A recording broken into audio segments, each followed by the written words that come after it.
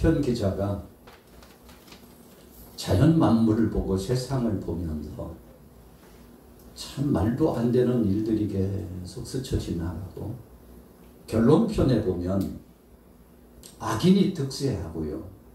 세상이 요동치면서 엄청난 소용돌이치는 이 세풍이 지나가고 있는데 그때 하늘을 본 겁니다. 높고 높은 창공에 해와 달과 여러 별들을 보면서 마음의 위로를 받는 겁니다. 바다를 보니까 하나님이 역사하시고 창조적인 섭리와 신비감이 막 몰려오는데 여러분, 그래서 우리가 아름다운 강산을 보면 저절로 시인이 된다고 그러잖아요. 야, 어떻게 이런 아름다운 자연이 어떻게 우리에게 주어졌을까? 눈을 뜨고서 볼 수 있는 그 날이 100세를 전후하면서 세상을 본다는데 이 아름다운 강산을 볼 수 있다는 것이 너무나 은혜구나. 새들을 보아도 꽃이 피는 들녘을 보고 꽃동산을 보고 바람이 스치고 그리고 사계절이 뚜렷하면서 어떤 때는 눈보라가 치는 계절을 보면서도 하나님의 섭리하시고 역사하시는 그 운행하시고 좌정하심을 깨닫게 되었다는 겁니다.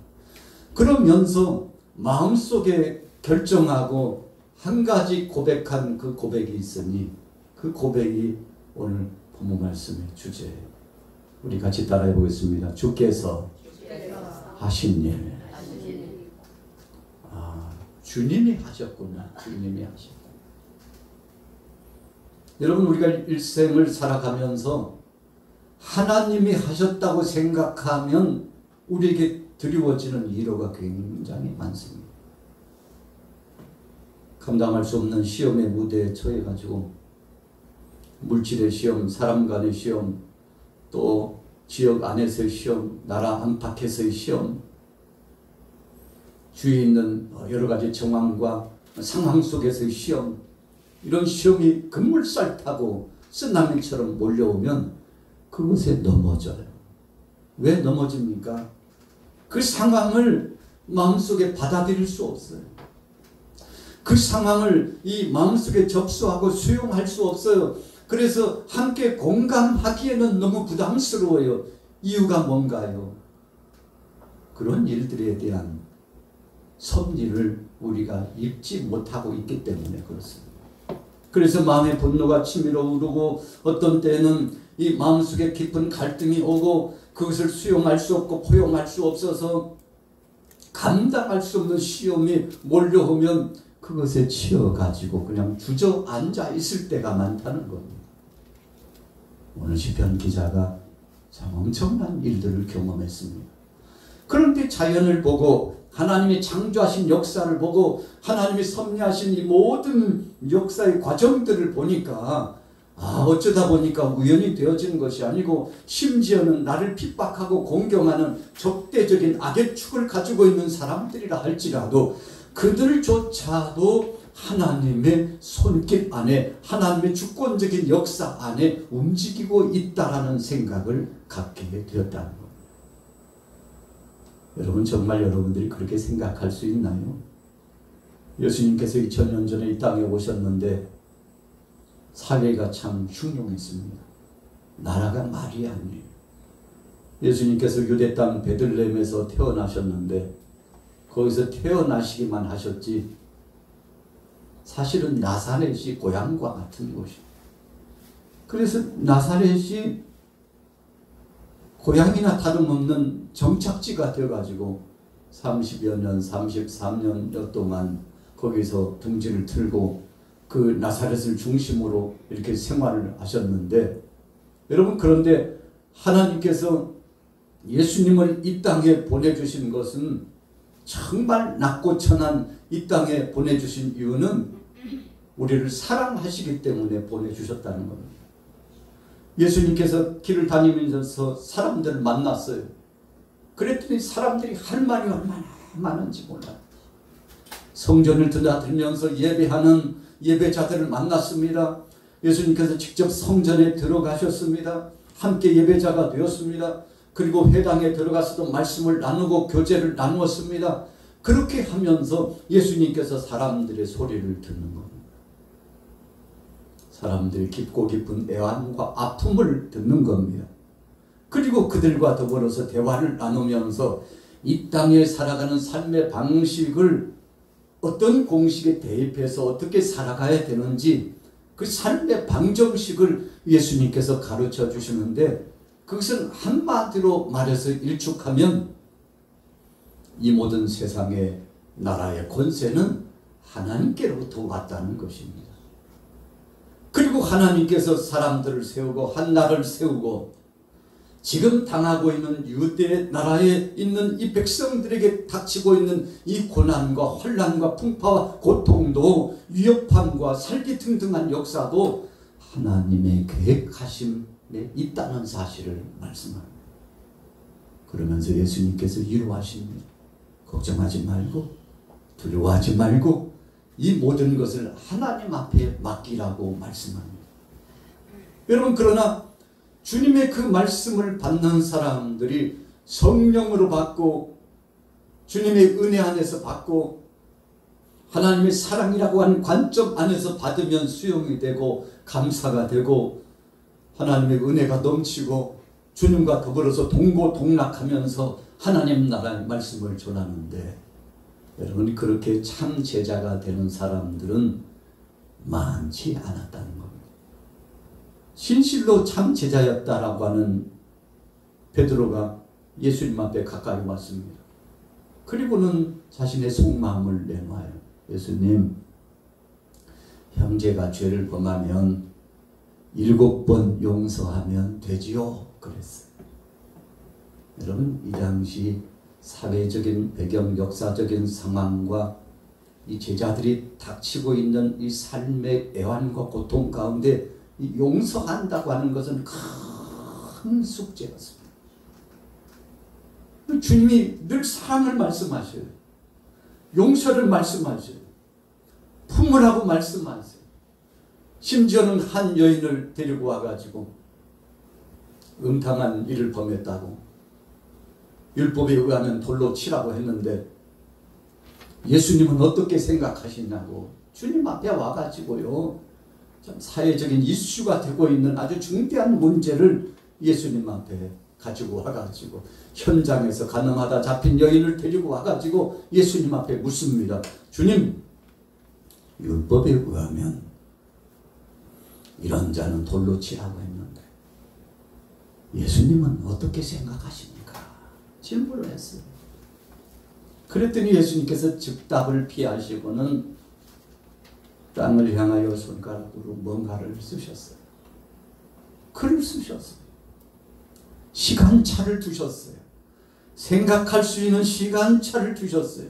그리고 그들에게 보이지 않는 영적인 메시지를 주셨어요. 그러면서 주위를 둘러보시더니 눈을 동그랗게 뜨고 예수님을 주목하는 그들을 향하여 한 말씀 하셨습니다. 뭐라고 하셨나요? 자, 여러분들이 대답해 보세요. 뭐라고 하셨나요?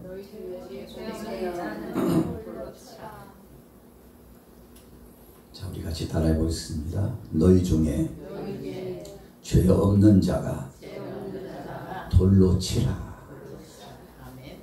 여러분, 예수님의 이 말씀은 그 당시의 시대를 살아가는 삶의 방정식의 최고의 해법을 말씀한 겁니다. 너희 중에 죄가 없다면 돌로 쳐. 예수님은 율법을 부정하신 것이 아닙니다.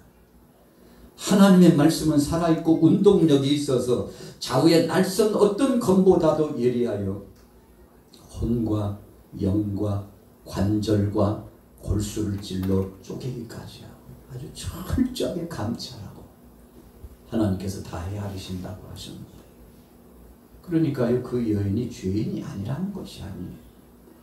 저 여인은 하나님 앞에서 큰 죄를 범하였도다.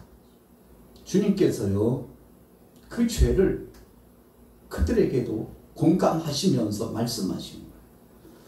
그런데 예수님께서 이 시대를 살아가려면 율법의 잣대를 가지고 살아가는 것이 삶의 방정식이 아니고, 하나님의 말씀은 기준이지만 그럼에도 불구하고 우리가 이 하나님 말씀에 도달할 수 없는 같은 약한 자라는 사실을 늘 기억하고 감사하며 살아야 삶의 해법을 찾는다고 말씀해 주시고 있습니다.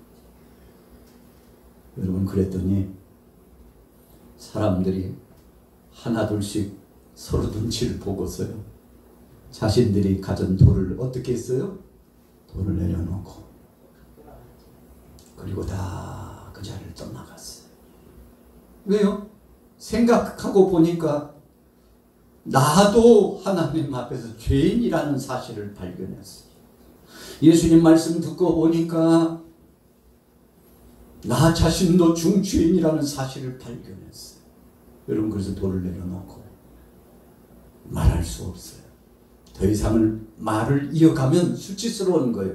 말을 이어가면 하나님 앞에서 변명하는 것이라는 것을 알았어요. 주님의 말씀의 완전한 권위 앞에서 무릎을 꿇고, 주님, 그렇습니다. 나는 저 여인보다도 더 큰 죄인이라는 사실을 왜 제가 몰랐을까요? 여러분, 예수님 앞에 와서 주님의 말씀을 받기 전까지만 해도 그 돌을 가지고요, 막 사람 때려 죽일 것 같은 흥분된 상태를 가지고서 사람들이 공격 성향적으로 저돌적으로 이렇게 하는 것이 사회의 정의를 이루는 것이고 하나님의 의를 이루는 것이고, 이렇게 하는 것이 분명히 하나님의 뜻이라고 생각해가지고 정의감에 불타가지고 다 돌로 내리쳐, 이것이 하나님의 뜻이라.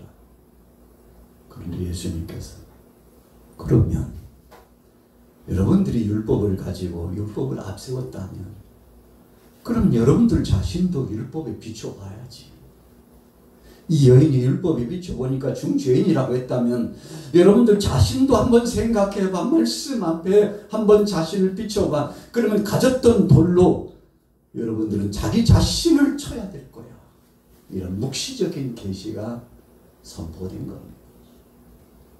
여러분, 2000년 전에 예수님께서 오셨을 당시 사회 상황이요, 얼마나 간악하고 포악하고 육신의 정욕, 안목의 정욕, 이 세상 자랑으로, 우상 숭배로, 그래서 정치, 경제, 문화, 사회, 군사, 교육, 종교, 집안 모든 분야가 타락되고 하나님의 심판을 면할 수 없는 그 상황이었어요.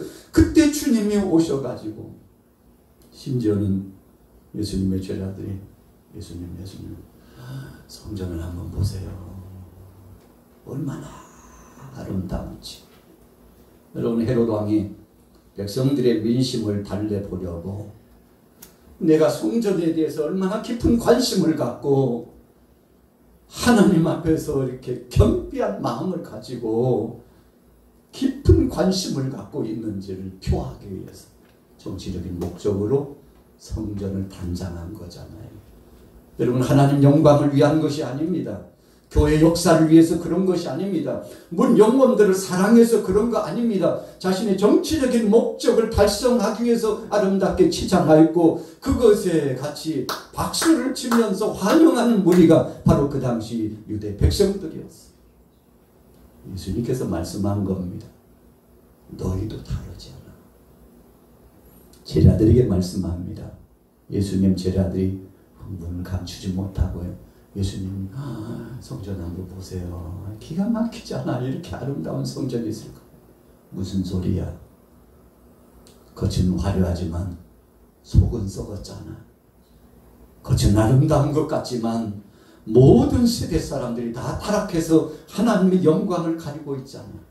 여러분, 이런 말씀을 주시면서 이제 얼마 있지 않으면 저 성전이 돌 위에 돌 하나도 남지 않고 다 무너뜨렸지. 여러분, 이 말씀의 의미가 뭔가요? 예루살렘에 AD 70년에 디도스 장군이 로마의 이제 황제가 되잖아요. 군사를 이끌고 와가지고 예루살렘을 초토화시키는데 가장 마음에 이 군사들이 소원이 있었잖아요. 예루살렘을 점령하는 목적 가운데 소원이 있었어요. 무슨 소원입니까? 성전에 붙어 있는 치장된 저 금붙이를 좀 떼어가는 거.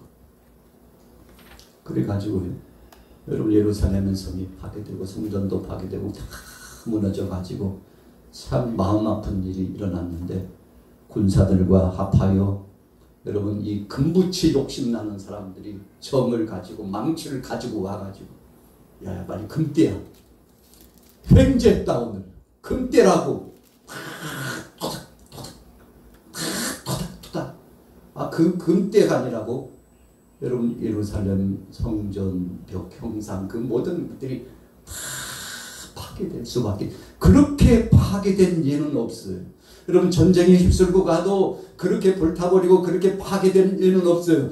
그러나 화롭게 장식하고 정치적인 목적과 자기의 이기적인 목적을 달성하기 위해서 했던 것이 오히려 여러분 저의 요소가 돼가지고 사람들 앞에 놀림거리가 되고 빈정거림의 대상이 돼가지고 도리에 돌아나도 남지 않고 다 깨트려졌다는 주님의 말씀은 이 아름답게 세워진 것이 무슨 가치가 있겠느냐고 마음에 거룩한 성전과 신실한 믿음이 없다면 하나님이 기뻐하시기나 하겠느냐고 주님이 예언의 말씀을 하시면서 진심이 없는 예배와 헌신이 없는 수고는 하나님이 흥양치 않으시고 받으시지 않는다.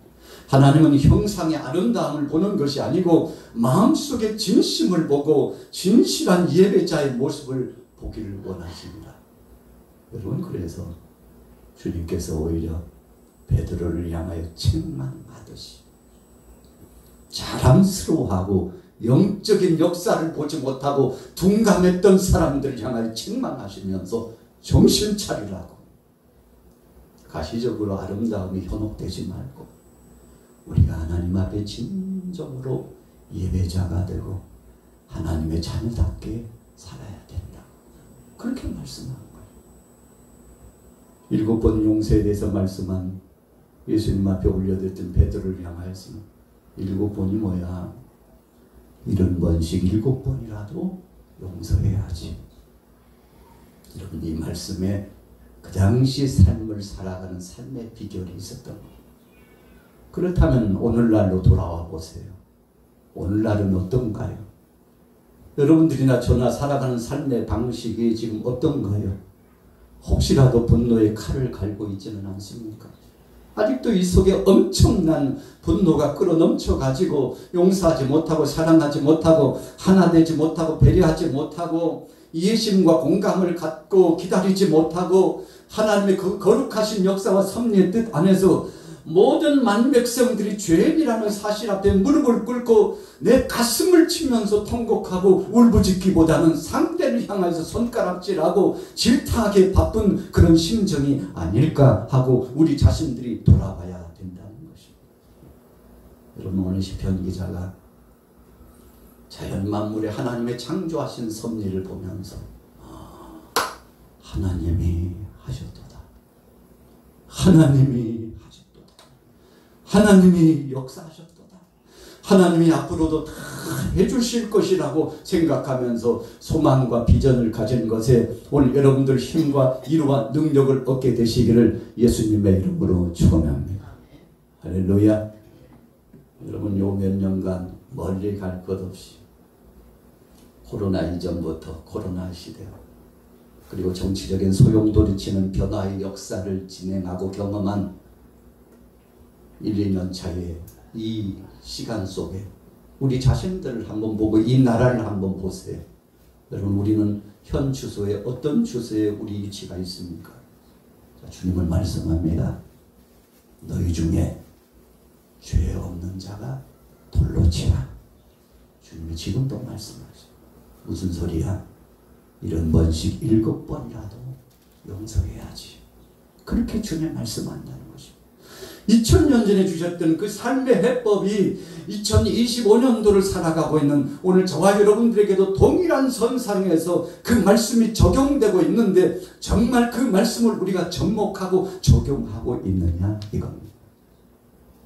하나님의 역사심과 성령의 역사는 어디로 가버렸는지 온데간데 없이 가버렸고 계속 죄를 따지기만 바쁘고 그러다 보니까 나 자신의 죄는 보지 못해 가지고 이 영적인 생활 실태가 핍절해져 가지고 혼곤해져 가지고 이제 쓰러져서 죽을 지경이 되었는데도 불구하고 주님 앞에서 회복이 되지 못해 가지고 여러분 이 마음에 안절부절하고 있는 그 세대를 한번 보세요. 이유가 뭡니까? 여러분 주님 말씀에 불순종했기 때문에 그렇습니다. 용서와 사랑을 가지고 가라고 했는데 용서는 1도 없고 사랑은 1도 없어요. 그러다 보니까 분열과 갈등이 끊임없이 계속 전개되다가 마음이 아프고 상처가 깊어질 수밖에 없었다는 거 아니겠습니까? 오늘 본문 말씀 보세요. 시편 기자가 그런 시대적인 배경 속에서 그 어려움을 당했는데 자 뭐라고 고백하고 있나요? 자 말씀 같이 보겠습니다. 25절부터 우리 같이 읽습니다. 25절 시작. 거기에는 크고 넓은 바다가 있고 그 속에는 생물 곧 크고 작은 동물들이 무수하니이다. 그곳에는 배들이 다니며 주께서 지으신 류야단이 그 속에서 노나이다. 이것들은 다 주께서 때를 따라 먹을 것을 주시기를 바라나이다. 주께서 주신즉 그들이 받으며 주께서 손을 펴신즉 그들이 좋은 것으로 만족하다가 주께서 낯을 숨기신즉 그들이 떨고 주께서 그들의 호흡을 거두신즉 그들은 죽어 먼지로 돌아가나이다. 주의 영을 보내어 그들을 창조하사 지면을 새롭게 하시나이다. 여호와의 영광이 영원히 계속할지며 여호와는 자신께서 행하시는 일들로 말미암아 즐거워하시려다. 아멘. 이런 마음이 막 기쁨이 샘솟듯 올라오고 있어요. 평정심을 찾았어요. 그렇게 어수선하고 마음이 갈팡질팡하고 괴로웠는데 하나님이 주신 자연 만물의 아름다움을 보고 하나님이 하신 일을 영으로 바라보니까 기가 막힌 역사가 진행되고 있었어요. 여러분 다윗이 10여 년 동안 쫓기면서 그의 마음속에는 하나님을 한 번도 떠난 적이 없었습니다. 그러나 사울왕은 하나님을 이미 떠났습니다. 성령이 떠나가셨다고 그랬습니다. 성령이 떠나가니까 사울왕의 삶은 참 이루 말할 수 없는 번잡하고 복잡스러운 삶의 행태가 계속 진행됐어요. 그래서 하루도 평안할 날이 없는 그런 불행한 삶을 살았는데 오히려 쫓김의 신세 가운데 처량하게 된 다윗을 보세요. 여러분 그렇게 행복한 사람이 없어요.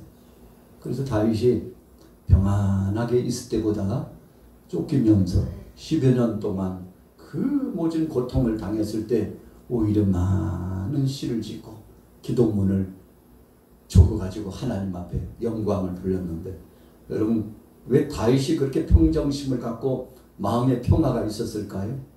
지금 이 일을 행하신 분이 사울왕이라고 생각하지 않았기 때문에 그래요.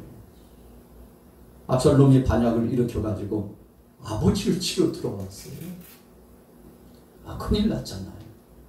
어느 사람 같으면요, 이놈 자식 그냥 이럴 수가 있냐고 내가 먹여주고 키워주고 아니 내 수하로서 지금까지 충성했던 충신들이 저렇게 하루아침에 뒤돌아설 수 있냐고 분노의 칼을 갈고 내가 두고 보라고 너희들 내가 가만두지 않겠다고 이렇게 해야 될 다윗인데 그렇게 하지 않았어. 오히려 이 당하는 일이 자기의 죄 때문이라고 생각하고 이렇게 행하는 것은 하나님이 지금 일을 진행하고 계시는 것이라고 생각했어요. 그리고 심지어는 다윗을 향해서 조롱하면서 침을 뱉고요. 욕을 하는 무리들까지 있었잖아요. 그럼에도 불구하고 옆에 있는 하속들이 왕의 명령만 하옵소서 저런 자는 제가 가서 단칼에 목을 베겠다고. 그때 다윗 뭐라고 그랬나요? 내버려 둬. 저 입을 통해서 지금 하나님이 말씀하고 계시고 하나님이 역사하고 계시는 거라. 내버려 두라고. 여러분 그러니까 마음에 오히려 다윗은 평화가 찾아왔어요. 난을 일으키고 공격했던 사람들은 불안해하고 초조해하고 있었어요. 오히려 어려움과 위급함을 당했던 다윗이 그렇게 평화롭고 하나님을 경외하면서 찬송자가 되어지고 있는데 여러분 사람들이 깜짝 놀랐죠. 이유가 뭡니까? 오늘 주제예요. 우리 같이 따라해보겠습니다. 주께서 하셨습니다. 주님이 하셨다는 거예요. 그 사람이 한 것이 아니고 그들이 한 것이 아니고 어떤 참 몹쓸 사람이 한 것이 아니고 하나님이 하셨다는데, 여러분 그런 관점에서 한번 역사를 보고 그런 관점에서 나라의 일들을 돌이켜 보셨나요? 그렇게 돌이켜 보면요 기가 막혀요. 따지고 보면 바로 나의 죄요. 따지고 보면 우리 교회의 죄요. 따지고 보면 우리가 하나님 앞에 불충하고 기도하지 못한 죄요. 더 깊이 따져 들어가 보면 내가 하나님 앞에서 경배하지 못한 내 죄라는 사실을 발견해 보게 되고, 그래서 하나님 앞에 넙죽 엎드려가죠. 하나님 언제 이 날이 지나갑니까? 이 환난의 날이, 이 곤고한 날이 언제 지나갑니까? 이 어수선한 날이 언제 지나갑니까? 지금 이 일을 하나님이 하고 계신다고 생각하는데 하나님 이 일의 끝은 언제입니까? 라고 하나님 앞에 물으면 주님은 그렇게 대답하실 겁니다. 우리 같이 따라해 보겠습니다. 이때도 곧 지나가니 때를 기다리라. 할렐루야. 여러분 2000년 전에 초대교회도 그랬어요. 일제강점기 때도 마찬가지였습니다. 손양훈 목사님이 참 여느 사람은 할 수 없는 일을 했잖아요. 큰 나병 환자들을 섬기고 나중에는 그 공산당원이 돼가지고 자기의 두 아들을 죽였는데 그 아들을 품고요. 그리고는 오히려 하나님 앞에서 겸비한 신실한 믿음의 사랑으로 서도록 하고, 진짜 이 주먹으로 어떻게 하고 완력으로 어떻게 하고 힘이 있다면 권력이 있다면 어떻게 해볼 수 있을 것도 같은 그 와중에 그렇게 하지 않아요. 오히려 사랑으로 돕고 용서하여 하나님 앞에 맡기고 갔더니 여러분 주님이 영광을 받으시고 이 소 목사님의 찬양과 경배를 받으신 거잖아요. 여러분 방법이 다르잖아요. 삶의 행태, 삶의 모습이 다르잖아요. 왜 그렇게 한 것입니까? 그렇게 이 어려운 악조건 속의 상황이라 할지라도 분명한 하나님의 섭리가 있고 하나님의 계획하심과 운행하심이 있으니 내가 그 하나님의 하시는 일을 어떻게 막을 수 있겠느냐라고 생각했던 하나님의 섭리 관점에서 모든 것을 수용했기 때문에 가능한 겁니다. 그러니까 소 목사님은요, 그것까지도 하나님께서 받으시기를 원하신다는 것을 알았어요. 여러분 그래서 수용한 겁니다. 수용하고 나니까 마음의 평화가 찾아왔습니다.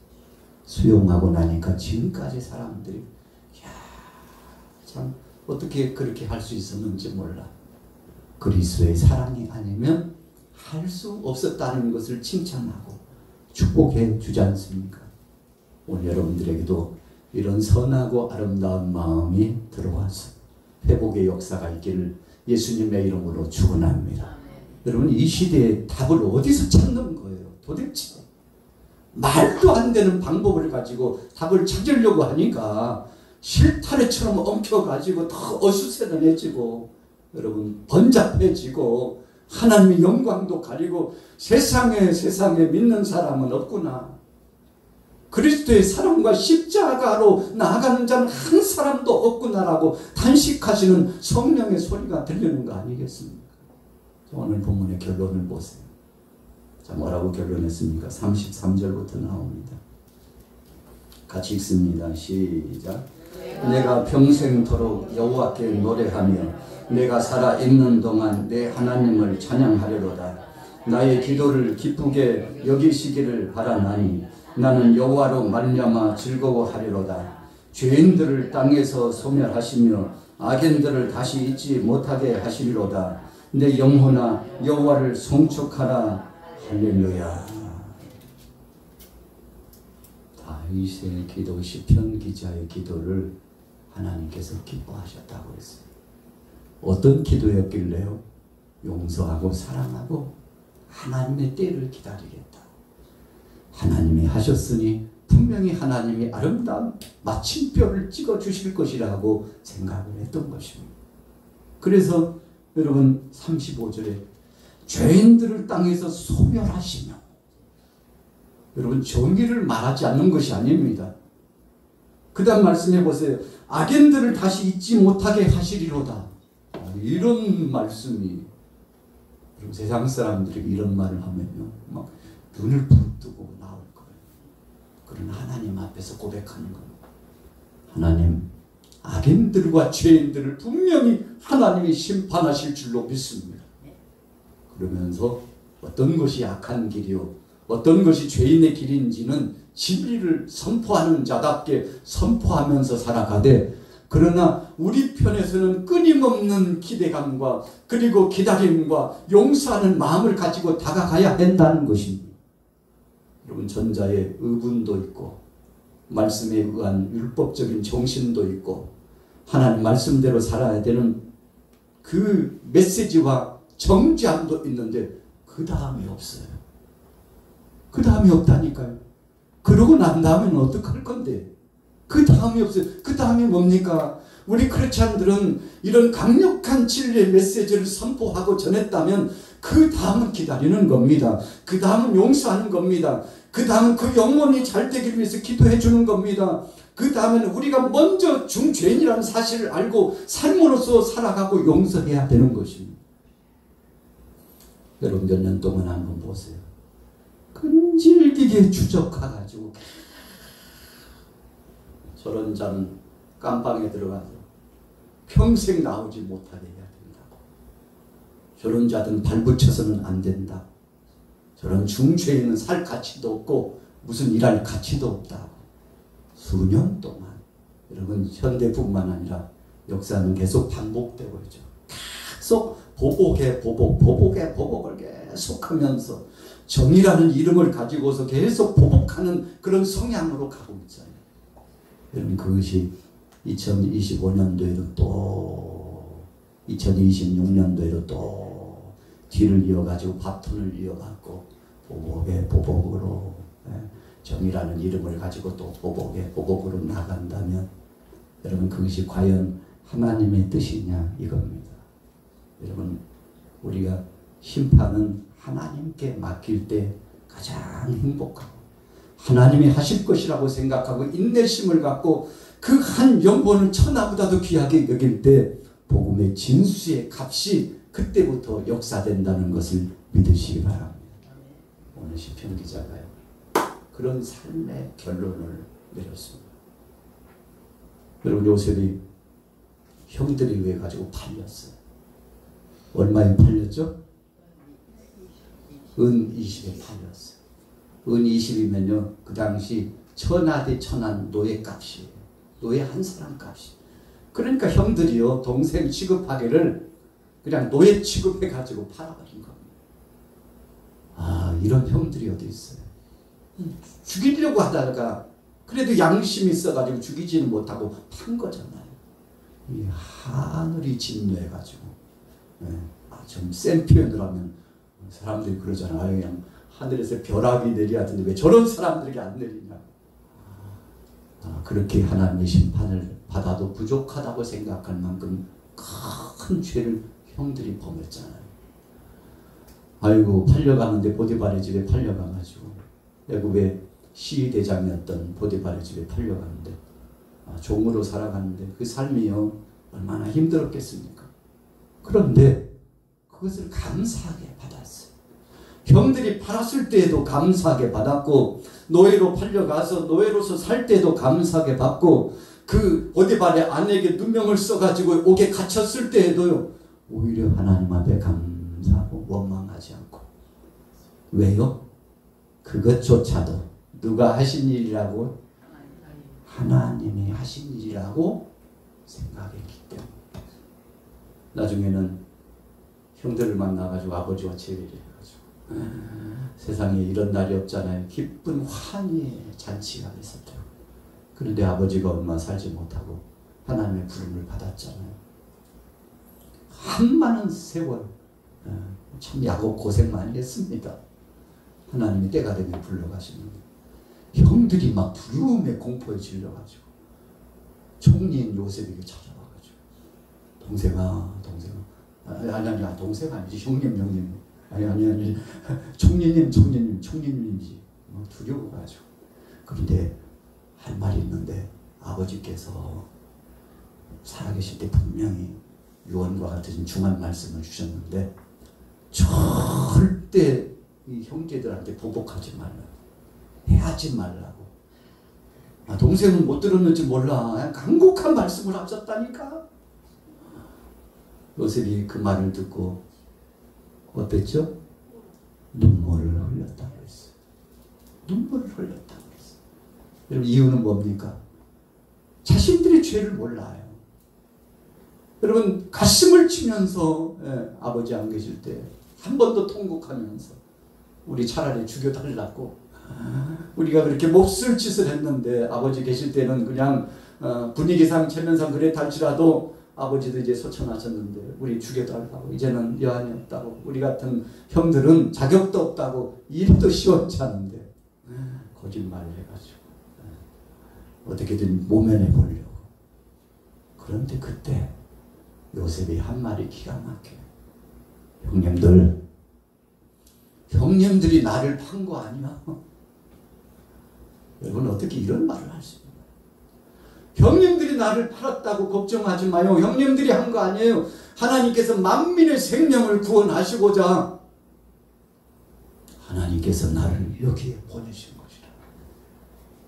그러니까요, 보디발의 집에 가서 일할 때 요셉이 일만 추진하면 협동했다고 그래요. 옥에 들어갔는데도 간수가 깜짝 놀래고 옥에 있던 애굽의 환관들이요 깜짝 놀래가지고 지금 어떻게 저런 젊은이가 있냐고. 왜요? 이 모든 것을 하나님이 하고 계시다고 인정하고 고백해드리니까. 여러분, 이 속에 비수가 뭐예요? 사랑의 마음을 갖고 용서의 마음을 갖고 하나님이 당신들도 사랑한다고, 이 시대를 하나님이 세우시기 위해서 나를 쓰시지만 여러분들도 쓰신다고 긍정적이고 적극적인 메시지를 가지고 이 생명의 복음을 전하는데 2000년 전에 예수님이 그것 전하신 거 아닙니까? 자기를 십자가에 못 박으라고 소리쳤던 자들을 오히려 십자가상에서 아버지여 저들을 용서하여 주옵소서, 저들이 알지 못하고 한 겁니다, 아버지여 용서해달라고 용서 기도하신 예수님의 그 마음이 어떤 마음일까요? 여러분, 우리가 죄인인 줄 알면서도 가만히 덮어주면서 회개하고 자백하고 진심으로 이 땅에 하나님 영광을 위하여 살아가기를 소원하셨던 주님의 마음이 전달된 건데, 예수님께서 사랑한 제자들에게도 그런 삶을 살기를 원하신 겁니다. 오늘날 이 시대 교회를 향해서도 주님 말씀합니다. 저와 여러분들에게 말씀합니다. 여러분, 정의를 부리짖고 분노의 칼을 가는 것 중요하지만 그것보다 더 중요한 것은 진리의 말씀을 선포하고 나서 이런 일까지도 하나님의 손안에 있다는 하나님의 권위를 인정해드리고 때를 기다리면서 사랑과 용서의 마음을 갖고 그 한 영혼이 주님 앞에 돌아오기를 위하여 기도하는 중보자적인 예수님 닮은 그 거룩한 형상이 필요한 때인 줄로 믿습니다. 여러분, 이것이 우리 대한민국 강산에 충만해져야 됩니다. 그래서 이 충만함이 38선을 넘어서 북한까지 가야 됩니다. 그리고 중국까지 넘어가야 돼요. 러시아에도 가야 돼요. 일본에도 가야 돼요.